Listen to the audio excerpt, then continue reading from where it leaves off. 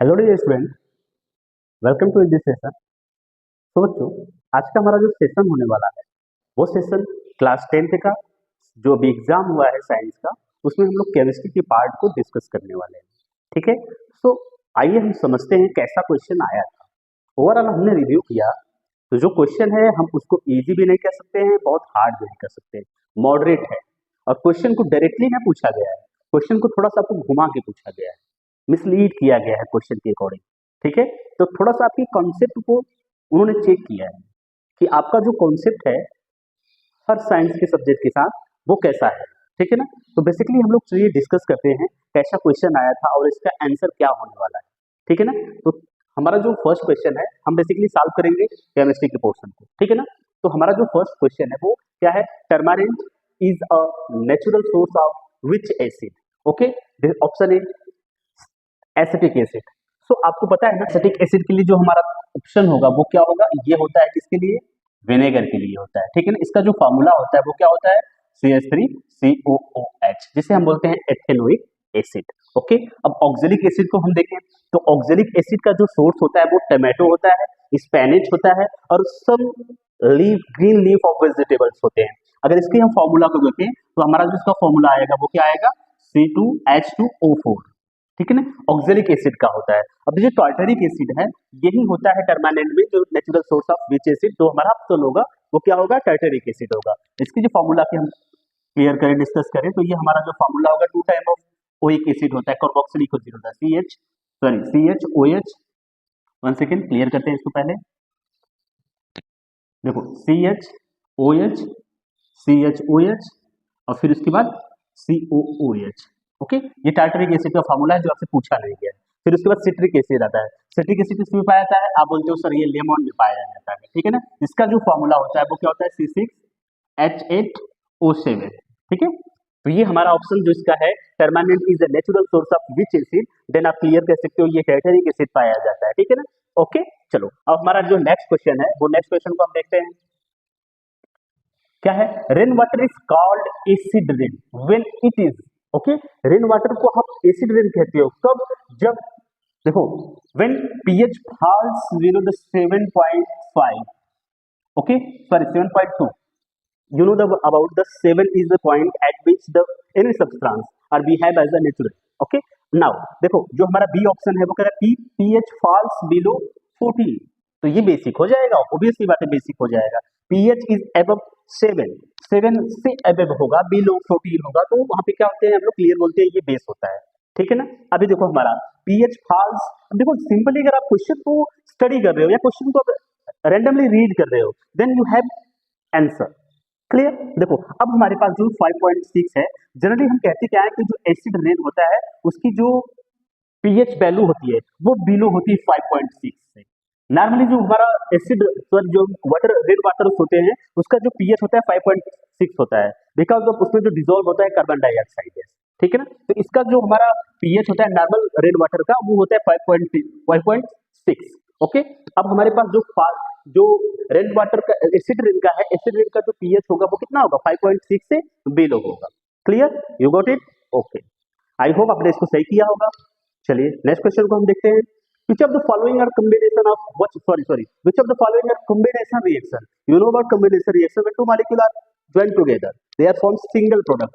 ठीक है, तो वहां पर क्या होगा, सिंगल प्रोडक्ट का फॉर्मेशन हो रहा है। डेफिनेशन क्लियर है ना, जब डेफिनेशन क्लियर होगा तो हमको यहाँ पर देख रहे हैं ये क्या है, KClO3। ठीक है, पोटेशियम क्लोरेट। अभी पोटेशियम क्लोरेट को हम देख रहे हैं ये डिकम्पोज हो जा रहा है।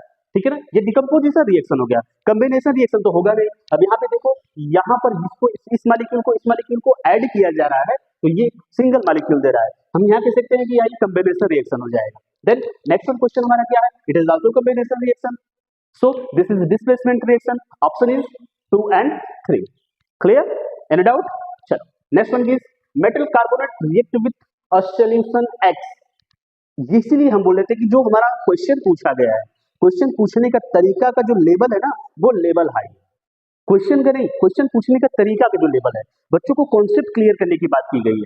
ठीक है ना, रोट लर्निंग पे यहाँ फोकस, देखो CBSE NCERT always focus on the concept clear, not on rote learning. Clear, देखो अब हमको समझना है metal carbonate react with sodium solution, कुछ कुछ ऐसे सोल्यूशन के साथ रिएक्शन कर रहा है, देखो विच फॉर्म जो बना रहा है salt and water and then a gas.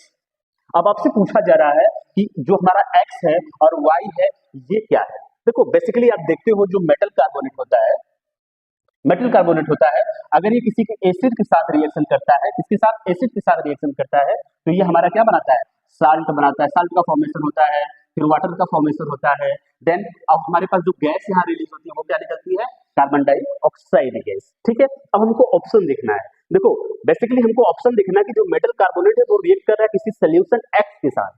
अगर ये सोल्यूशन एस मींस जो मेटल कार्बोनेट रिएक्ट करता है एसिड के साथ, तो हमारा ऑप्शन देखो first option is sodium hydroxide. ये तो बेस है ना, एसिड तो है नहीं, क्योंकि देखो जो मेटल कार्बोनेट एसिड के साथ रिएक्शन करता है साल्ट एंड वाटर बनाता है, ये कॉन्सेप्ट है, कंसेप्चुअल है, ठीक है ना, मेटल नॉन मेटल चैप्टर से। तो ये सोडियम हाइड्रोक्साइड बेस होता है, एसिड नहीं होता है, ठीक है ना। तो हालांकि ये क्या ऑप्शन पूरी तरह से मिसमैच है। अब देखो ये हमारा ऑप्शन, ये भी हाइड्रोजन गैस तो रिलीज नहीं होती, यहाँ पे कार्बन डाइऑक्साइड गैस रिलीज होती है। अब यहाँ पे देखो हाइड्रोक्लोरिक एसिड और carbon dioxide gas, next only hydrochloric acid, hydrogen gas. So option is C is correct option. Clear, समझ में आया आपको? ओके, नेक्स्ट हमारा जो क्वेश्चन है वो क्या है, when magnesium metal is treated with hot water. देखो मैग्नीशियम मेटल को हॉट वाटर के साथ क्यों रिएक्शन करता है, कोल्ड वाटर के साथ ये रिएक्शन नहीं करता है। ओके देखो, it start floating on the surface of the water, the reason of for its different behaviour. जो इसका देखो मेटल जो होता है, मैग्नीशियम मेटल है, वो सरफेस पे, मेटल के सरफेस पे, सॉरी वाटर के सरफेस पे वो फ्लोट कर रहा है, ठीक है ना। वो जो फ्लोट कर रहा है तो वो बिहेवियर जो इसका जो डिफरेंट बिहेवियर, देखो जनरली हम समझते हैं कि कोई मेटल होता है वाटर में रखा जाता है तो वो डीप कर जाता है, क्लियर, ये हमारा नेचुरल बिहेवियर होता है, बट ये डिफरेंट बिहेवियर शो कर रहा है। इसके पीछे रीजन क्या है, इसके पीछे रीजन ये है कि जब magnesium oxide, sorry magnesium hydroxide जब रिएक्शन कर, सॉरी मैग्नीशियम जब रिएक्शन करता है तो मैग्नीशियम हाइड्रोक्साइड बनाता है और वहां पे क्या होती है, H2 गैस रिलीज हो जाती है। जो H2 गैस होती है वो मेटल सरफेस के चारों तरफ सराउंडिंग उसको कवर कर लेती है, ठीक है ना। वो क्या होती है, उस सरफेस को ऐड कर जाती है, सरफेस से ऐड कर जाती है, कौन सा, ये हाइड्रोजन गैस, दैट्स व्हाई ये फ्लोट कर जाती है। तो हमारा जो ऑप्शन होगा वो क्या है, Mg react with water to produce H2 gas, यही H2 गैस Mg की सरफेस पे अटैच हो जाती है, दैट्स व्हाई ये फ्लोट करने लगती है। Clear, okay. नेक्स्ट हमारा क्वेश्चन क्या है, देखिए, a student noticed that her silver jewelry turns dull and had a gray back coating over after wearing for the few minutes. Okay, what result the change in the color of silver metal means? अभी देखो option clear करो, option जब आप study करोगे ना, option read करोगे, then you have answer. देखो, the polish over the jewelry was removed after wearing for a few months. ये एग्जैक्टली साइंस बोलता है इसको, ये साइंस का डेफिनेशन है नहीं, ये साइंस का डेफिनेशन नहीं है। ये इनका कहने का मतलब है कि आपने ज्वेलरी को कुछ समय तक पहना, वो कुछ समय के बाद उसका जो ज्वेलरी के ऊपर जो पॉलिश की जाती है वो हट जाती है, जिसकी वजह से हमको ऐसा दिखता है, ठीक है ना। देखो हम बात कर रहे हैं किसकी, सिल्वर ज्वेलरी की बात कर रहे हैं, ठीक है, एजी की बात कर रहे हैं। अब देखो नेक्स्ट वन हमारा क्या है, the jewellery comes in the contact with air, moisture and acid and the corrosion, ठीक है ना। अभी बोल रहे हैं कि जो ज्वेलरी हमारी है वो मॉइस्चर के साथ में आती है, फिर एयर के साथ में कांटेक्ट में आती है, देन आफ्टर एसिड की कांटेक्ट में आती है। मे भी देखो हमारे जो एटमॉस्फेयर है एसिड प्रेजेंट है उसके कांटेक्ट में आती है, तो जो सिल्वर का जो कलर होता है वो कोरेड हो जाता है, ठीक है। जिसे आप हिंदी में अगर बोलना चाहिए उसका कोरेजन हो जाता है या फिर छरड़ हो जाता है, ठीक है ना। तो अब देखो यहाँ पे जो फॉर्मेशन हो जाता है वो हो जाता है Ag2S का, दैट्स व्हाई जो हमारा सिल्वर होता है वो एज ए ब्लैक दिखता है, ठीक है ना। हमें लगता है कि जो पॉलिश की गई थी वो पॉलिश हट गई है। नेक्स्ट क्वेश्चन थोड़ा देख लो, 10 particles, option 10 particles over the jewellery change its colour. ये बोल रहे हैं कि जो 10 पार्टिकल है जो हमारे ज्वेलरी पर वो उसकी वजह से चेंज हो रहा है। देखो its colour is change due to the rusting, rusting are used for iron not for jewellery, वो sorry silver, it is used for basically used for iron not for silver. Okay, now next one question is whether sulfate is crystal are heated in the test tube. We observe that, हमने observe किया, क्या observe किया, देखो a color gas, a colorless gas with no smell is evolved, ऐसा gas बनना जिसके में कोई स्मेल नहीं है, brown gas is evolved. Next one is green colour of salt fade and a gas with a smell of burning sulphur evolved, ठीक है। और नेक्स्ट वन क्वेश्चन क्या है, the green colour of salt fade, no gas is involved. No gas means it is not possible that कि अगर किसी sulphate के साथ या कोई कंपाउंड रिएक्शन कर रहा है उसमें से गैस रिलीज ना हो। देखो जो हमारा फेरस सल्फेट होता है ना FeSO4, ये बेसिकली ऐसे ओपन में नहीं पाया जाता है, ठीक है ना। जब भी FeSO4 को रखा जाता है वो हेमीहाइड्रेट मतलब कुछ उसके साथ वाटर मॉलिक्यूल्स लगे होते हैं। अब ये वाटर मॉलिक्यूल्स जब आप इसको हीट करोगे ना तो ये डिहाइड्रेट हो जाएगा, वाटर मॉलिक्यूल्स उसमें से बाहर चला जाएगा, केवल FeSO4 बचेगा। जब आप FeSO4 को वापस से हीट करोगे देन आफ्टर ये चेंज होता है तो इसमें गैस रिलीज होती है, कौन सा SO2 and SO3, sulphur dioxide, sulphur trioxide. That's why ये क्या होता है, सल्फर का जो बर्निंग ऑफ सल्फर का इवॉल्व होता है। क्लियर? तो हमारा जो ऑप्शन है ये ऑप्शन कौन सा सही होगा, सी वाला। क्लियर? आपको समझ में आया ना? चलो नेक्स्ट वन हमारा क्वेश्चन है, वो क्वेश्चन क्या है हमारा, अच्छा क्वेश्चन का थोड़ा सा सिंपल वे पे तरीका समझ लो कि ये देखो इस पे आपको डिस्कस करना है। बेसिकली कि जो हमारा वीडियो बन रहा है अभी, जो हमारा सेशन बन रहा है, ये सेशन बेसिकली हेल्प करेगा क्लास 10 के स्टूडेंट के लिए, आपको कोई हेल्प नहीं करने वाला है क्योंकि उन्होंने जो करना था वो उन्होंने करके आया। अभी जो ये हेल्प करने वाला है ये क्लास 9 के स्टूडेंट को करेगा, जहां क्लास 9 के बच्चों को थोड़ा सा डीप लर्निंग समझना चाहिए, ठीक है ना, सब्जेक्ट को समझना चाहिए, रोट लर्निंग पर फोकस मत करिए। देखो क्वेश्चन दिया गया है, अब क्वेश्चन का तरीका देखो 24 का, two statement are given, okay, यहाँ पर दो स्टेटमेंट गिवन किया गया है, वन लेबल्ड एज, एक को बताया गया असर्शन ए, दूसरे को बताया गया रीजन आर, ठीक है, एक को बताया गया असर्शन ए, दूसरे को बताया गया रीजन आर।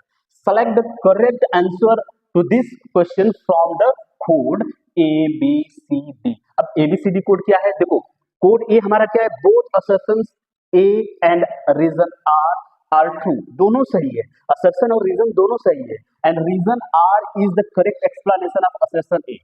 मींस अब ये जो रीजन आर है ना वो सही से एक्सप्लेन कर रहा है किसको, असर्शन, जो कारण दिया गया है ए, असर्शन ए दिया गया उसको अच्छे से एक्सप्लेन कर रहा है। Means clear? देखो ऑप्शन बी, अब इसको हमको तब लगाना है, तब इसको टिक करना है कि हमारा ऑप्शन बी सही होगा जब assertion A and reason R दोनों ट्रू हो, दोनों क्या हो, ट्रू हो, but reason R is not correct explanation of assertion A. Okay, यहां पर एक टर्म कंडीशन है, सी वाला देखिए, असर्शन से A is true but reason R is false, ठीक है। अब देखो assertion A false but reason R is true, यहां पर ए ट्रू था आर फॉल्स था, यहां पर ए फॉल्स है आर ट्रू है। तो आपके पास टर्म कंडीशन क्वेश्चन दिए जाएंगे, आप इसमें से आप कोड को सेलेक्ट करना है, which one code is correct answer, ठीक है। चलिए हम समझते हैं, देखो हमारे पास क्वेश्चन में दिया गया है assertion A, come carbon show the property of catenation, carbon catenation की प्रॉपर्टी शो करता है, सो आप बोलते हो यस कार्बन केटेनेशन की प्रॉपर्टी शो करता है, that's why they are attached to other atoms, okay, by linking the single carbon atom, just like ऐसे ये बॉन्डिंग करता है, ऐसे क्या करता है सबके साथ बॉन्डिंग करता है, तो इनके में केटेनेशन पाया जाता है, ये तो क्लियर है। देखो रीजन क्या है हमारा, carbon carbon carbon single bonds, carbon is weak due to the small, ये फैक्चुअल नहीं है। देखो जो हमारा कार्बन कार्बन सिंगल बॉन्ड होता है स्मॉल साइज की वजह से वो स्ट्रांग होता है, ठीक है ना, इसमें इफेक्टिवली ओवरलैपिंग पाई जाती है, दैट्स व्हाई ये जो हमारा रीजन है वो रीजन मिस्टेक है, रीजन क्या है, रॉन्ग है, और ये एक्सप्लेन भी नहीं करेगा। सो हमारा जो ऑप्शन होना चाहिए, इसमें जो ऑप्शन होना चाहिए ए हमारा सही है, रीजन हमारा गलत है, फॉल्स है। तो देखो assertion A is true, reason R is false, यही हमारा क्या होगा, करेक्ट आंसर होना चाहिए। ओके, नेक्स्ट वन हमारा जो क्वेश्चन होना चाहिए वो कौन सा क्वेश्चन होगा बच्चा, एक सेकेंड आप देखिए जरा,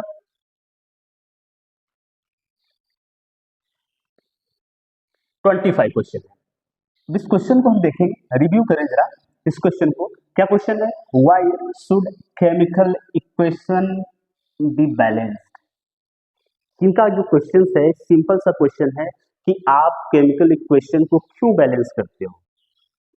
सो आपका जो आंसर होना चाहिए, सिंपल सा आंसर होना चाहिए कि हम chemical equations are balanced because of they follow the law of conservation of mass, okay, you have reactant and then product, okay, it means अगर आप केमिकल इक्वेशन बैलेंस करने के पीछे जो रीजन है, बिहाइंड द रीजन, कि हमारे पास जो रिएक्टेंट का मास है, ठीक है, प्रोडक्ट का जो मास है वो क्या होना चाहिए, both are same, number of atom of और reactant, number of atom of product will be same, that's why we should chemical equation are the balanced।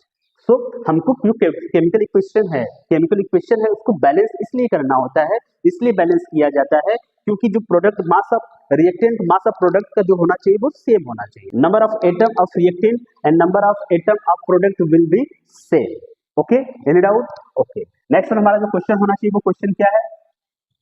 Name the oxidising and reducing acid in the following equation. Okay, here a simple equation that will be given. Sodium का sodium molecule का 4 atom दिया गया है, ठीक है ना। अब यहाँ पे क्या है, O2 दिया गया है, इक्वेशन को बैलेंस किया गया है बेसिकली। अभी हमारे पास देखो जो हमारा सोडियम है, सोडियम क्या कर रहा है बच्चा, ध्यान दो, जो हमारा O2 है ना वो तो ऑक्सीडाइजिंग एजेंट है, ऑक्सीडाइजिंग एजेंट है। रीजन क्यों? क्योंकि इसमें क्या होता है, गेन ऑफ इलेक्ट्रॉन होता है, ठीक है ना। नेक्स्ट हमारा क्या है, सोडियम है, ठीक है ना। अब देखो सोडियम क्या हो रहा है, यहां पर लॉस ऑफ इलेक्ट्रॉन होता है, लॉस ऑफ इलेक्ट्रॉन होता है, दैट्स व्हाई ये क्या होगा, रिड्यूसिंग एजेंट होगा। तो सोडियम क्या होगा हमारा, रिड्यूसिंग एजेंट होगा, जबकि हमारा ऑक्सीजन क्या होगा, ऑक्सीडाइजिंग एजेंट होगा। क्लियर? Any doubt? नाउ हमारा जो नेक्स्ट क्वेश्चन है वो क्या है, answer the following questions just like why can the oxidize of highly reactive metal not be reduced by the carbon? Okay, simple question. अब हमारे पास देखो क्वेश्चन है 26 का, क्वेश्चन को पहले रिव्यू कर लेते हैं। देखो हमारा क्या है, why do ionic compound have high melting point and boiling point? Okay, जो आयनिक कंपाउंड होते हैं उसकी जो हाई, क्यों हाई मेल्टिंग पॉइंट और बॉइलिंग पॉइंट रखते हैं। अब जो हमारा सी वाला ऑप्शन है, व्हाई इज शोल्डर, जो आप शोल्डर देखते हो ना, alloy and alloy of lead is and थी, जो लीड का और टीन का जो एलॉय होता है use for welding electrical wires together, ठीक है। तो इसको सिंपली अगर हम डिस्कस करना चाहें, 1 सेकेंड, जो हमारा फर्स्ट क्वेश्चन है वो क्या है, why the oxidise of highly reactive metal not be reduced by the carbon. Simple सा क्वेश्चन है, देखो ध्यान से आप इसको। सो अगर इस क्वेश्चन को हम डिस्कस करें, सो इसका जो आंसर होने वाला है कुछ इस तरह से आंसर होगा कि जो हमारे पास मेटल ऑक्साइड, इनका कहने का मतलब है जो ऑक्साइड ऑफ मेटल होते हैं, मेटल का जो ऑक्साइड होता है, ठीक है, उसको हम रिप्लेस नहीं कर पाते हैं किससे, कार्बन से। तो इसके पीछे जो रीजन होता है, रीजन ये होता है कि जो मेटल्स होते हैं, metal generally sodium, potassium, magnesium, they are very highly reactive in nature. Okay, that's why they react with their oxide and form stronger attraction bond. Okay, so वहां पर जो स्ट्रॉन्गर अट्रैक्शन बॉन्ड होता है उनके oxide से, ठीक है ना।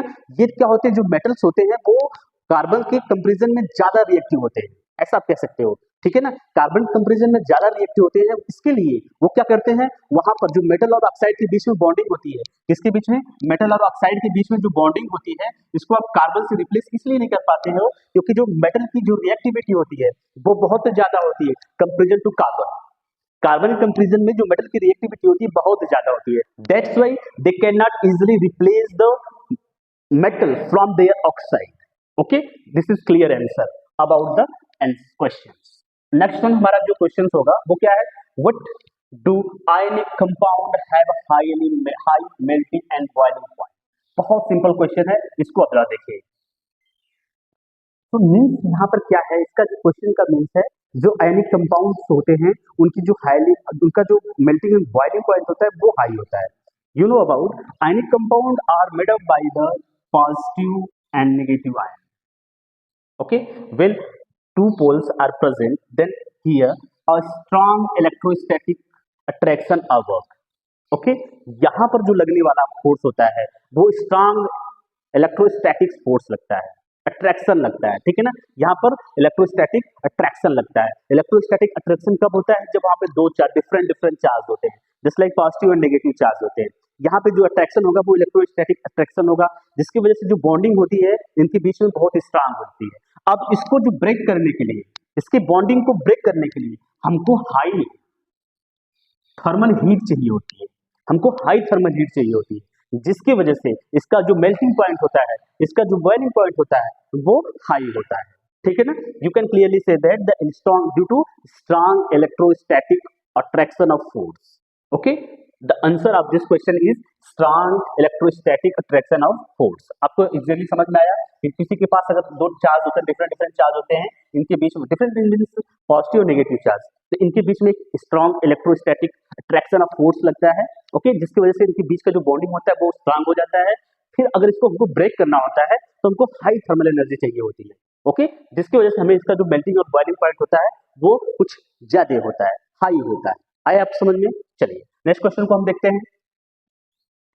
हमारा जो नेक्स्ट क्वेश्चन है कि वाई शोल्डर ऑफ, देखो क्वेश्चन हमने आपको क्लियर कर दिया है कि देखो यहाँ पे जो वाई शोल्डर, शोल्डर आपको देखोगे ना, जो आपको कनेक्ट करने के लिए यूज किया जाता है। देखो जो शोल्डर्स होते हैं ना, इनकी जो मेल्टिंग पॉइंट होती है बहुत कम होती है, जस्ट लाइक आपको तीन यूज करें, ठीक है ना, लीड यूज करें, तो देखो इसका जो मेल्टिंग पॉइंट होता है बहुत कम होता है। ये आसानी से क्या हो जाते हैं, मेल्ट हो जाते हैं। मेल्ट होने के बाद जिस पे जहां पर आप यूज करते हैं ना, वहां पर अच्छे से उसको क्या होते हैं, सॉलिड में कन्वर्ट हो जाते हैं आफ्टर सम टाइम, ठीक है ना, ये सॉलिड में कन्वर्ट हो जाते हैं। अब इसका जो बेसिक सा इफेक्टिवली रीजन है, ये जो हम शोल्डर यूज करते हैं, ये क्या होता है, कंडक्टिविटी को बनाए रखता है। वापस ये जब हार्ड होता है, ये कंडक्टिविटी को बनाए रखता है। इसके पीछे सिंपल सा रीजन यही है, ठीक है ना। तो हम इसलिए यूज करते हैं क्योंकि देखो इसका जो मेल्टिंग पॉइंट होता है बहुत कम होता है, इजीली इसको मेल्ट कर सकते हैं। फिर जहां पे हम वायर को अटैच करना होता है, जहां पे अच्छे से इसको अटैच करना होता है, वहां पर उसको अटैच कर लेते हैं without affecting there chemical behaviour. Okay, अब हमारा जो 27 क्वेश्चन है, इसको हम अटेम्प्ट करने वाले हैं। देखो इसमें क्या हो गया, टू ऑप्शन, दो क्वेश्चन दिए गए हैं और करके दिया हुआ, या तो अगर आपको ए वाला पोर्शन अच्छे से आ रहा है तो आप ए वाला पोर्शन करिए, यदि आपको बी वाला पोर्शन अच्छे से आ रहा है तो आप बी वाला करो, ठीक है ना। जो क्वेश्चन आपको अच्छे से आ रहा है उसको करो, लेकिन हमको सॉल्व करना है तो हमने अच्छे से सबको करना है। देखो क्वेश्चन जो हमारा ए है, इसमें देखो जो ऑप्शन, सॉरी क्वेश्चन जो 1 है, इसमें देखो right one example of each one metal that is soft and that it can be cut with knife. ऐसा कोई मेटल बताओ जिसको आप नाइफ से कट कर सकते हो, ठीक है ना। तो देखो एक ही मेटल पूछा है तो सोडियम रख रहे हो, पोटेशियम भी कट किया जा सकता है, लिथियम भी कट किया जा सकता है, तो सोडियम आप यहाँ पर रख सकते हो। And one non metal that is good conductor of electricity, okay, that is good conductor of electricity, आप कह सकते हो ग्रेफाइट। क्या होता है, ग्रेफाइट। ये क्वेश्चन बहुत सिंपल आया हुआ था, graphite, graphite is allotrope of carbon, clear. अब इसमें इलेक्ट्रिसिटी कंडक्ट होती है, ओके। चलो नेक्स्ट क्वेश्चन हमारा क्या है, using the electronic configuration explain how magnesium atom combine with oxygen to form magnesium oxide by the transfer of electron. अब देखो इसमें सिंपल सी बात आपको बड़ा इजी सा कर दिया है कि अगर आपको let us suppose for 1 minute की दैट आपको Mg का एटॉमिक नंबर नहीं याद है और ऑक्सीजन का एटॉमिक नंबर नहीं याद है, वो मेंशन किया है।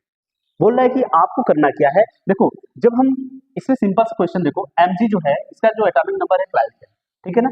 अगर हम इसका इलेक्ट्रॉनिक कॉन्फ़िगरेशन करें बेसिक 2 8 2, ओके। नेक्स्ट हमारा क्या है, ऑक्सीजन है, ऑक्सीजन की एटॉमिक इलेक्ट्रॉनिक कॉन्फ़िगरेशन क्या हो जाएगा, 2 6 हो जाएगा। यू नो अबाउट, कोई भी मेटल्स होते हैं, अच्छे से आपको पता है ना, कोई भी मेटल्स होते हैं वो स्टेबल इसलिए होते हैं क्योंकि उनकी आउटर मोस्ट शेल में 8 इलेक्ट्रॉन होने चाहिए। जितने भी मेटल्स होते हैं उनकी आउटर मोस्ट शेल में 8 इलेक्ट्रॉन रहेंगे तो वो स्टेबल माने जाते हैं। तो every metal want to become stable by donating of electron, by accepting of electron, whatever, okay. So अब हमारे पास जो मैग्नीशियम है, मैग्नीशियम के आउटर मोस्ट शेल में इलेक्ट्रॉन कितना है, 2। अब देखो इसके पास प्रॉब्लम में ये है कि अगर ये अपना 2 इलेक्ट्रॉन रिमूव कर दे तो इसको स्टेबिलिटी मिल जाएगी, ओके। अब हमारे पास ऑक्सीजन क्या है, ऑक्सीजन के आउटर मोस्ट शेल में 6 इलेक्ट्रॉन है। अगर ये want to become 8 equal to become 8, so अगर ये क्या करेगा, इलेक्ट्रॉन को एक्सेप्ट करेगा, किसके साथ एक्सेप्ट, जिसके साथ बॉन्डिंग करना है। तो Mg के साथ अगर बॉन्डिंग कर रहा है तो 2 इलेक्ट्रॉन ये एक्सेप्ट कर देगा, दैट्स व्हाई जो Mg है वो Mg+2 चार्ज हो जाएगा और O2 क्या हो जाएगा, -2 चार्ज हो जाएगा। ये सिंपल सा आपको रिएक्शन देना है, क्लियर आया समझ में। या तो आप इसको करो, ये तो इजी था, बहुत इजी था। चलिए अब बी वाले को देख लेते हैं क्या रीजन है इसके पीछे। देखो metal sulphide and carbonate should be converted to their metal oxide in the process of extraction of metal। Question में अच्छा सा प्रॉपर अंडरस्टैंडिंग लेवल से है।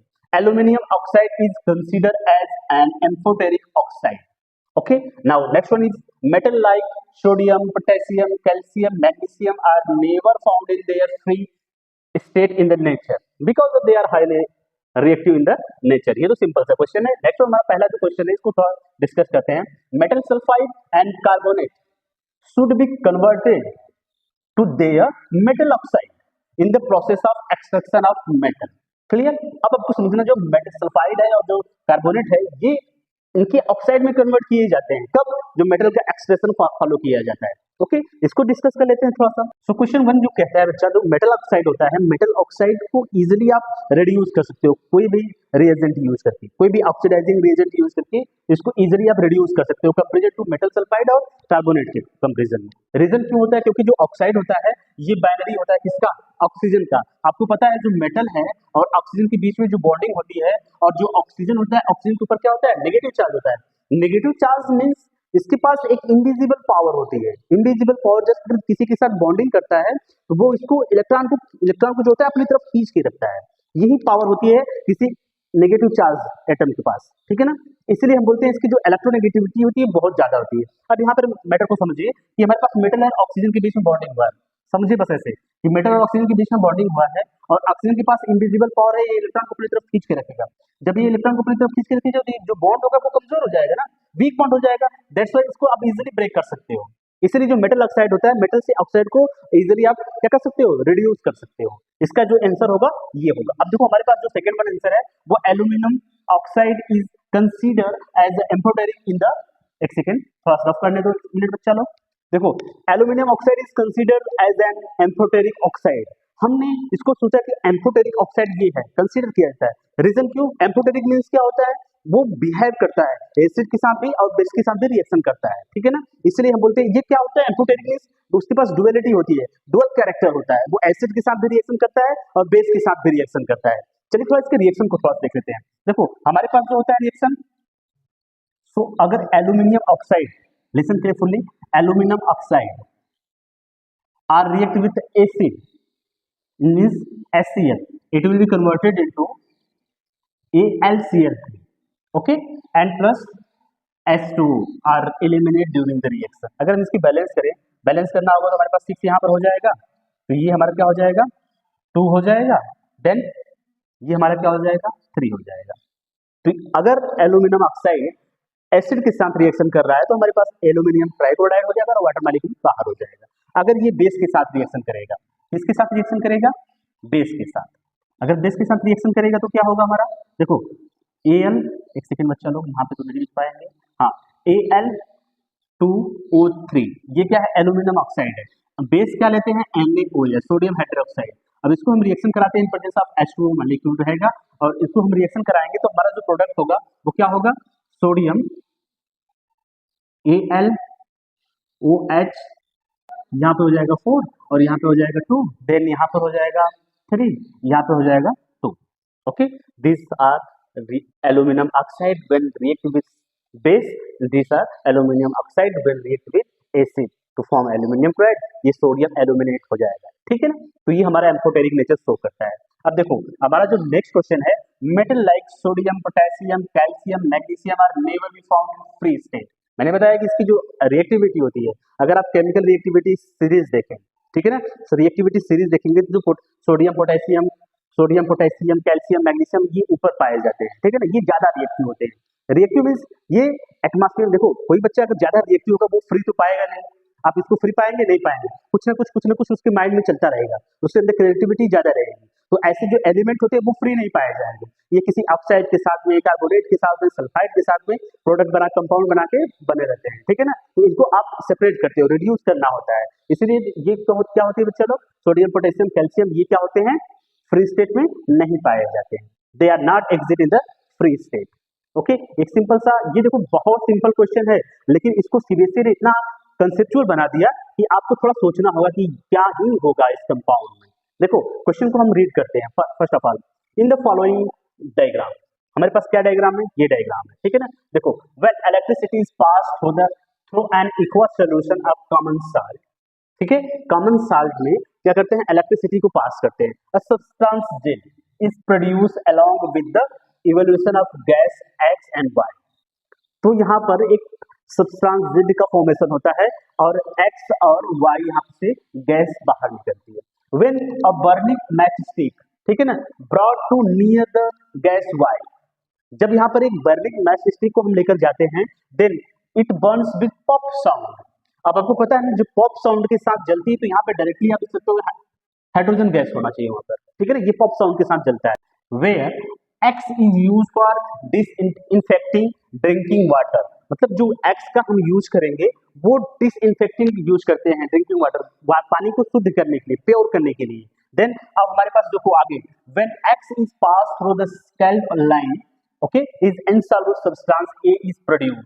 अब हमारे पास देखो क्वेश्चन, देखो कुछ इस तरह से जो स्ट्रक्चर दिया गया है, जेड यहाँ पर प्रोड्यूस हो रहा है, ओके, ब्राइन मतलब NaCl का सोल्यूशन है, ठीक है ना, वाटर मॉलिक्यूल्स है, यहाँ पर Na+OH माइनस बन रहा है, ठीक है, और यहाँ पर एक ऐसी गैस कैथोड पर रिलीज हो रही है, इसको हम बताना है। देखो क्वेश्चन हमारा क्या है, क्वेश्चन है right the name of gas X and Y you know about, मैंने इसको क्लियर कर दिया कि नहीं, यहाँ पर जो गैस निकल रहा है वो क्या है, H2 है, और आपको पता है जो ड्रिंकिंग वाटर को इंसेक्टिसाइड करना होता है उसको हम क्या यूज करते हैं, आप बोलते हो यहाँ पर Cl2 का क्लोरीन मॉलिक्यूल का यूज करते हैं, तो यहाँ पर जो गैस रिलीज होने वाली है वो किसका रिलीज होगा, Cl का। तो सिंपल क्वेश्चन है, ये हमको क्लियर हुआ।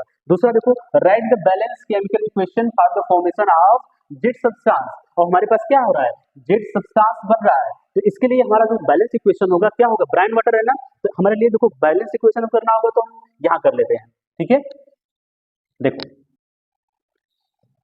तो चलिए इसको करते हैं हम अच्छे से बैलेंस इक्वेशन की, तो चलिए इसको करते हैं, बैलेंस इक्वेशन को समझना है। देखिए clear, right the balance chemical equation for the formation, हमारे पास क्या है NaCl और यहाँ पर क्या है H2O, देन फॉर्मेशन हो रहा है जेड का, तो जेड हमको पता नहीं है, देखो क्या है NaCl, ओके, अब देन आफ्टर इसको हम रिएक्शन करते हैं H2O के साथ में, तो हमारे पास जो बेसिकली जो प्रोडक्ट बनना चाहिए वो क्या बनेगा, NaOH, ओके, और यहाँ पर जो गैस निकलने वाली है वो Cl2 गैस निकल रही है और H2 गैस निकल रही है, ये तो हमको रिएक्शन से क्लियर है, ठीक है ना, और यहाँ पर हम 2 मॉलिक्यूल लगा दे रहे हैं, तो यहाँ पे 2 मॉलिक्यूल्स, यहाँ पे 2 मॉलिक्यूल्स, तो हमारा केमिकल इक्वेशन बैलेंस होगा, तो जो जेड होगा वो क्या होगा, जेड होगा NaOH, क्लियर। चलो नेक्स्ट वन हमारा देखो, what happen if a drop of red litmus solution is added to the aqueous solution of potassium substance Z, ठीक है, तो ये सब्सटेंस हमारा क्या है, आपको अच्छे से पता है, ये हमारा सब्सटेंस क्या है, बेसिक है, तो बेसिक को रेड लिटमस पेपर के साथ कैसा कलर हो जाता है, आप बोलते हो ब्लू हो जाता है, वो कैसा हो जाता है, ब्लू हो जाता है, तो हमारा ऑप्शन क्या हो जाएगा, आप बोलोगे कि जो compound substance Z is the basic in nature, that's why if you we use red litmus paper that will be converted into blue, okay। next हमारा क्या है, if carbon dioxide gas is passed through the ammonical solution of the aqueous NaCl, तो इसके लिए देखो, तो if carbon dioxide gas is passed through the ammonical solution of the aqueous NaCl, अब aqueous NaCl में ammonical solution को हम पास कर दे रहे हैं, ठीक है ना, इसमें कार्बन डाइऑक्साइड गैस क्या कर रहे हैं, पास कर रहे हैं, थोड़ा सा समझो जरा, थोड़ा सा समझने की जरूरत है, एक सेकेंड हम यहाँ पे करते हैं।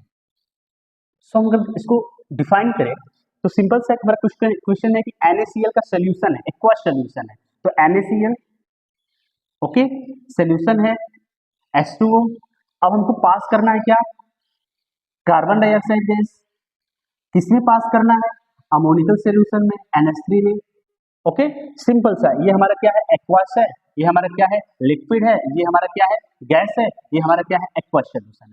अब जो प्रोडक्ट का फॉर्मेशन होने वाला है वो प्रोडक्ट क्या होगा हमारा, तो ये ध्यान दो, क्या होगा, NaHCO3 हो जाएगा, ओके, और फिर उसके बाद हमारा क्या प्रोडक्ट बनने वाला है, NH4Cl, ओके, NH4Cl, ये क्या होगा, एक्वस मीडियम में होगा, तो ये हमारा जो प्रोडक्ट होगा कि अगर हम कार्बन डाइऑक्साइड गैस को पास करें किसमें, ammoniacal solution of aqueous NaCl, aqueous NaCl के सोल्यूशन में कार्बन डाइऑक्साइड गैस पास कर रहे हैं अमोनिकल सोल्यूशन में, तो हमारे पास सोडियम बाइकार्बोनेट का फॉर्मेशन हो रहा है और अमोनियम क्लोराइड बनेगा, ठीक है ना, सिंपल सा क्वेश्चन है।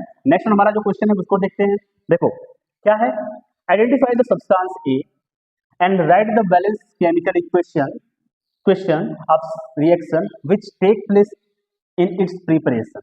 अगर हम इस क्वेश्चन को समझे, क्वेश्चन क्या हमारा कह रहा है कि when X is passed through the scale line and insoluble substance A is produced। अब स्केल लाइन में अगर सोल्यूशन गैस X को पास करें तो हमारा गैस X क्या है, अब इसको पास करना है हमको किसमें, स्केल लाइन सोल्यूशन। सो स्केल लाइन का फॉर्मूला क्या होता है हमारा कि CaOH twice are react with chlorine gas, so it will be converted into bleaching powder, okay, and also H2O molecule eliminate during the reactions। Clear, simple सा reaction था और थोड़े से कंसेप्चुअल था। ये मुझे लग रहा है इस क्वेश्चन में, इस पेपर में सबसे हार्ड क्वेश्चन अगर बोला जाए तो इस पर थोड़ा कमांड करने की जरूरत है। ये थोड़ा सा अंडरस्टैंडिंग लेवल क्वेश्चन था, ठीक है ना। चलिए अब नेक्स्ट में हम लोग डिस्कस करेंगे 29 को। बहुत इजी क्वेश्चन है, थोड़ा सा इसको हमको समझना होता है 29 क्वेश्चन को। बेसिकली ध्यान दो अच्छे से कि यहाँ पर भी, सॉरी एक सेकेंड बच्चा लोग, यहाँ देखो इस क्वेश्चन को समझते हैं, थोड़ा सा क्वेश्चन को समझेंगे तो पहले देखो ध्यान से आप अच्छे से।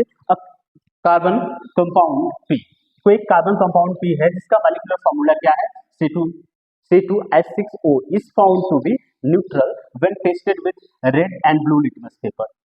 ये न्यूट्रल पाया गया। A gas that burns with pop sound is produced when the sodium metal react with the compound P. अब आपको समझ में आ रहा है, जब कोई कंपाउंड P के साथ कोई मेटल, सोडियम मेटल रिएक्ट कर रहा है ना, तो इसके साथ एक ऐसे गैस रिलीज हो रही है जो पॉप साउंड के साथ जलती है। पॉप साउंड के साथ कौन सी गैस जलती है, तो आप बोलोगे सर वो जलती है H2 गैस, ठीक है।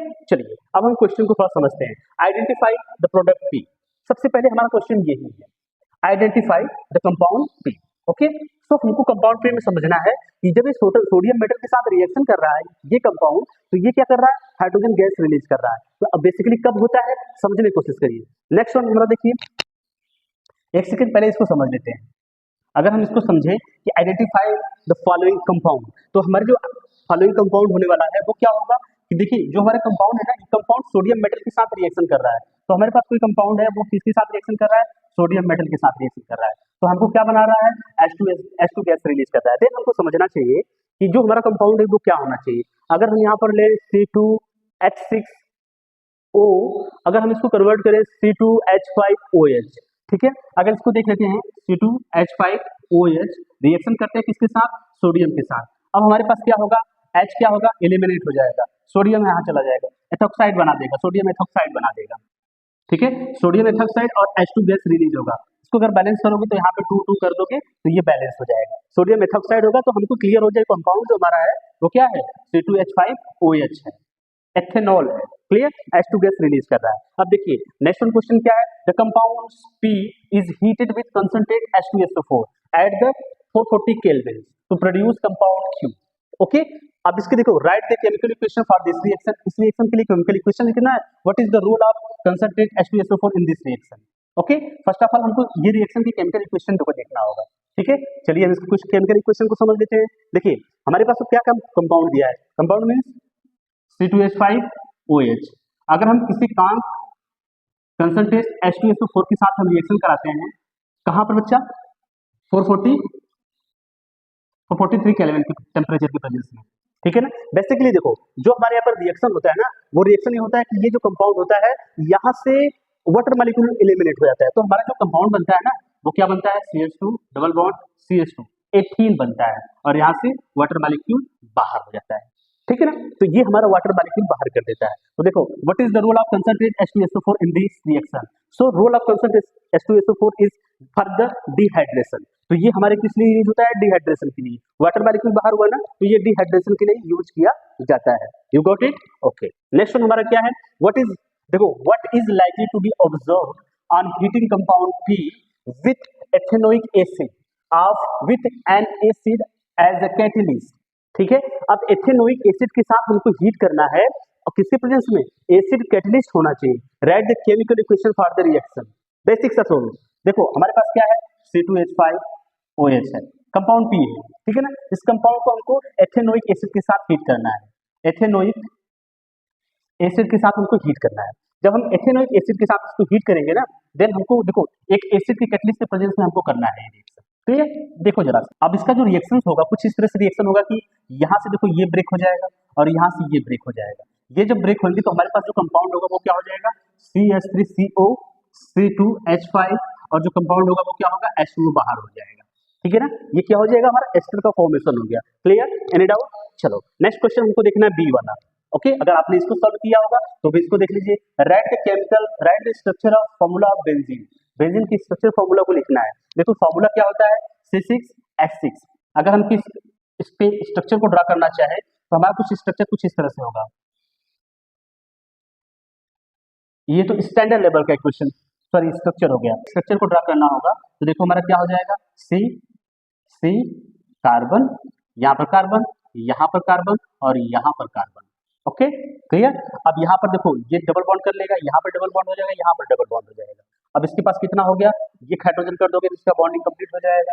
यहाँ पर एक हाइड्रोजन कर दो, यहाँ पर एक हाइड्रोजन कर दो, यहाँ पर एक हाइड्रोजन कर दो, यहाँ पर एक हाइड्रोजन कर दो, ये स्ट्रक्चर होगा। अब फिर स्ट्रक्चर बना सकते हो, फॉर्मूला लिख सकते हो C6H6, देन ये स्ट्रक्चर बना सकते हो। देखो व्हाट नेक्स्ट वन क्वेश्चन क्या है, state the reason why carbon can neither form C+4 cation और एनायन। तो इसके पीछे का रीजन देखो, ये स्टेबिलिटी का मैटर जानते हो आप लोग ना, स्टेबिलिटी क्यों मैटर करता है, किसी एटम के लिए स्टेबिलिटी क्यों मैटर करता है।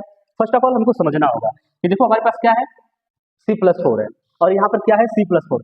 C+4 को देखो, अगर ये अपना 4 इलेक्ट्रॉन को बाहर निकाल दे रहा है, रिमूव देयर 4 इलेक्ट्रॉन, अब इसके 4 इलेक्ट्रॉन को बाहर निकालने के लिए मैक्सिमम एनर्जी चाहिए होगी, मैक्सिमम एनर्जी चाहिए होगी जिसकी वजह से ये 4 इलेक्ट्रॉन को बाहर निकाल पाएगा।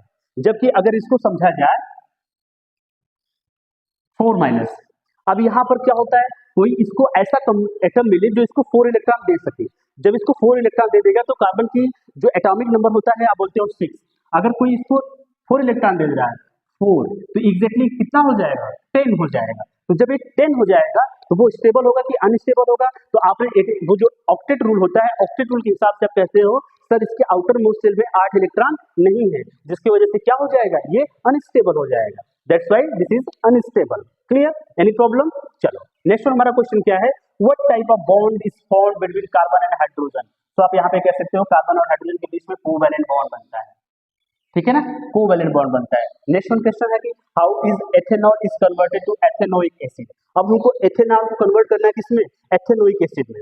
देखो जरा एथेनॉल का फॉर्मूला क्या है, यहाँ पर फोकस करते हैं। एथेनॉल का फॉर्मूला क्या है, C2H5OH। हमको क्या करना है, एथेनॉल को कन्वर्ट करना है किसमें, एथेनोइक एसिड में, CH3COOH। क्या होगा इसके पीछे, समझो जरा इस क्वेश्चन को। तो अगर हम एथेनॉल का K2Cr2O7 की प्रेजेंस में ऑक्सीडाइजिंग करा दें तो हमारा क्या हो जाएगा, एथेनोइक एसिड कन्वर्ट हो जाएगा। नेक्स्ट हमारा क्वेश्चन क्या है, complete the following chemical equation. अभी देखो हमको केमिकल इक्वेशन को कंप्लीट करना है, देन हमारा जो बॉन्ड की ब्रेकिंग होगी, बॉन्ड की ब्रेकिंग यहाँ से होगी। जब यहाँ से बॉन्ड की ब्रेकिंग होगी सोडियम यहाँ चला जाएगा, फिर उसके बाद C2H5 क्या करेगा, O2 के साथ OH के साथ बाहर निकल जाएगा। तो हमारा जो प्रोडक्ट होगा कुछ इस तरह से होगा, COONA, देन क्या बन जाएगा हमारा C2H5OH। ओके, तो ये था हमारा कंप्लीट डिस्कशन पेपर का। ओके, आप लोग थोड़ा समझिएगा, कुछ चीजों को आपको अंडरस्टैंड करना है। Okay, thank you so much.